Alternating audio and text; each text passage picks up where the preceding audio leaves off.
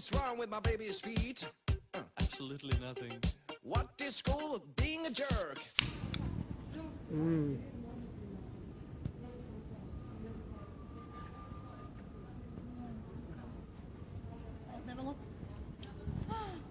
Vanilla Coke, første på flere tider. Dum, dum, dum. Var den god? Er du sikker på at vi har smakt det her? Den har vi smakt, det husker jeg.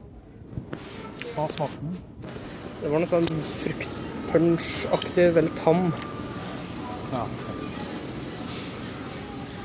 For jeg forventet kullsyre, så var det ikke sånn.